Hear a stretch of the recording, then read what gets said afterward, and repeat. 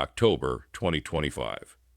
It could be the month when the sky sends us a message we can't ignore. High above, a stranger from the cold, black reaches of interstellar space is racing toward our sun. It's named Comet 3I/Atlas. To scientists, it's a rare visitor, an icy wanderer whose heart has been frozen for millions of years, now set ablaze by the sun's touch. But to the prophets of old, a comet was never just ice and rock. It was a sign, a warning, a messenger. In the visions of Saint Hildegard of Bingen, a woman of God and a mystic whose voice still echoes from the 12th century, there is the image of a great comet that will make the earth tremble. She saw it not as a random wonder of nature, but as a whip of divine light, striking the conscience of mankind. Her words burn across the centuries, speaking of fire, of shaking, of a world being cleansed of its corruption. And yet, she did not speak of it as an ending. No. To Hildegard, this was not the destroyer, but the purifier. A flame sent to strip away the shadows so that light could return. Now, nearly 900 years later, Comet 3I/Atlas will reach its closest point to the sun on October 29th, 2025. And people are beginning to ask, could this be that comet? Could a vision from the medieval world be about to unfold above our heads? And if it is, what then? What does it mean for us? In the 12th century, in the quiet stone halls of a Benedictine monastery, lived a woman whose visions would echo across the ages. Her name was Hildegard of Bingen. She was no ordinary abbess. She was a composer, a healer, and a prophetess whose soul, she claimed, was touched by what she called the living light. Visions that came not from her imagination, but as she believed, from the voice of God himself. Among her many revelations, there was one that still chills the heart. A vision of a future comet, unlike any she had ever seen. She wrote, "A great comet will come and be seen for days. It will make the earth tremble, the seas roar, and many nations will perish from hunger and want. After this, peace will return, and the world will be cleansed of sin." To Hildegard, this was no random visitor from the void. It was a divine messenger, a cosmic broom sweeping away corruption, pride, and injustice. But before renewal would come upheaval. She saw columns of fire in the sky, winds that howl in terror, and the shaking of the earth. The medieval mind feared comets as harbingers of doom, and Hildegard's vision deepened that fear. But in her theology, they were not accidents of nature. They were instruments of heaven, flaming swords across the night sky. Swords like the one in Genesis, held by the angel who barred the gates of Eden. To her, the comet's fire was truth, divine truth, burning away every lie. Its sudden arrival meant God's hand breaking into history, unannounced, unstoppable. Its tail, a long, glowing banner across the heavens, the far-reaching consequences of human sin. And she warned, this comet would not only shake the earth, it would purge the church itself. It would confront nations, strip away illusions, and force repentance. It would be a sign so great, no one could look away. Perhaps Hildegard's comet was never meant to destroy. Perhaps it was meant to awaken us, to remind us that the heavens still speak, and sometimes they shout. Because the question her prophecy leaves us with is not when the comet will come, but whether we will be ready when it does. They say the heavens declare the glory of God, but sometimes they declare something else. A warning, a whisper from the edge of the universe. Comet 3I/Atlas is not like the others. It's not part of our familiar family of worlds that circle the sun. It's interstellar, a visitor from beyond the sun's reach, a wanderer from an unknown star system, a stranger in our cosmic neighborhood. Discovered in 2024, It will sweep closest to the Sun in October 2025, passing between the orbits of Earth and Mars. Scientists assure us there's no danger. But prophecy seekers, they're not looking for impact trajectories. They're looking for meaning. And here's the uncanny part. Its arrival comes in a year already trembling with unrest. Climate disasters growing fiercer. Political divisions cutting deeper. An economy walking a tightrope. And a world drowning in moral confusion. 1,000 years ago, Saint Hildegard spoke of a comet that would make the earth tremble. Her visions came in an age of upheaval. So too does ours. She said, "The earth will tremble." Back then, it meant earthquakes and the fear they inspired. Today, it could mean both the quaking ground beneath our feet and the shaking of governments, economies, and souls. She said, "The seas will roar." In her day, it meant the ocean's fury. In ours, hurricanes, rising seas, tsunamis, a planet's grief pouring through water. She said, "Many nations will perish from hunger and want." In our world, millions already live that reality. Their suffering worsened by conflict and climate. But Hildegard also said something else, something the fearful often miss.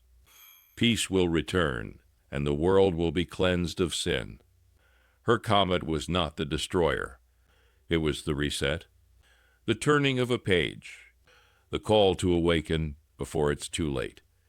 And so, Comet 3 I/Atlas streaks toward our sun, a cosmic messenger from a place we cannot name. The question is, will we listen? If history teaches us anything, it is that the heavens have always spoken to us, sometimes with beauty, sometimes with warning. In the year 1066, when Halley's comet blazed across the sky, many believed it was no mere celestial visitor. To some, it was a harbinger of blood and conquest, a silent witness to the Norman invasion of England. In ancient China, comets were feared as broom stars, sweeping away corrupt dynasties, brushing the old world aside so that a new one could rise. Now, we stand at the threshold of 2025. A new comet, 3 I/Atlas, cuts its path through the cosmos. It may not strike the Earth. It may not alter the tides or shatter the continents. But it may do something far more dangerous. It could stir the human soul. Leaders may claim it as a banner of unity or a sign to wage war. Religious movements may see in its tail the fiery handwriting of prophecy. And in shadowed halls of power, authoritarian rulers may whisper that the comet's arrival is divine permission to tighten their grip. Music shifts ominous with low drum beats.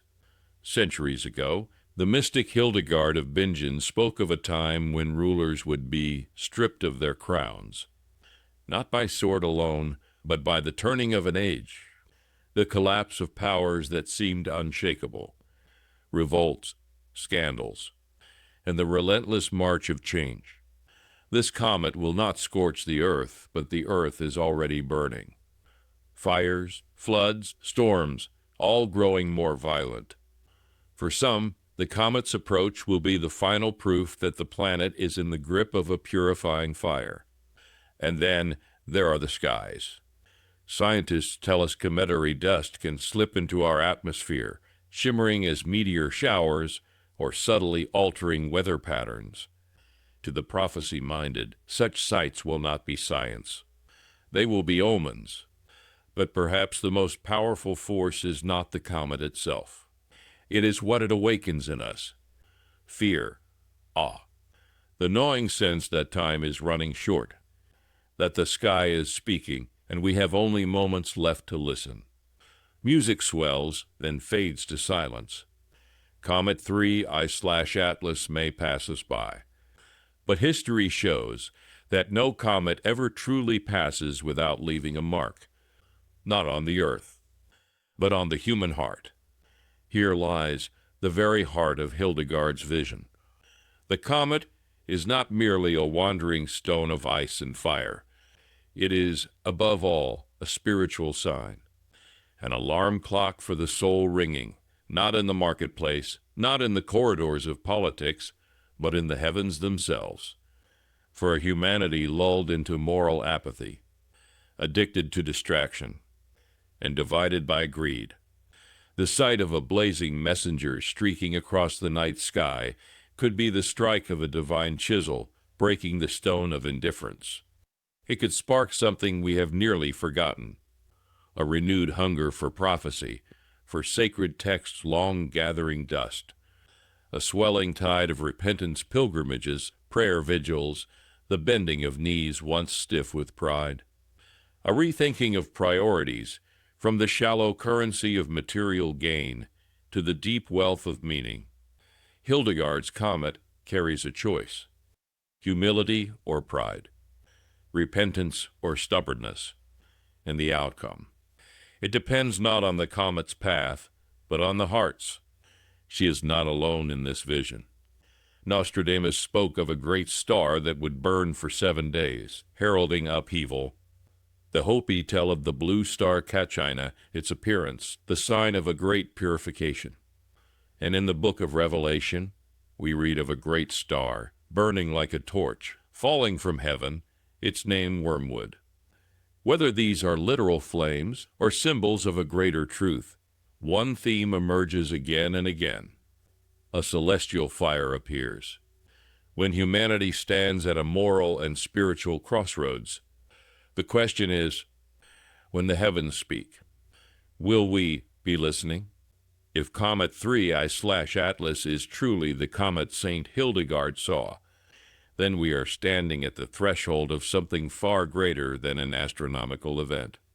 It may be nothing more than ice, dust, and gravity in the physical sense, but in the language of prophecy, its meaning depends entirely on how we respond.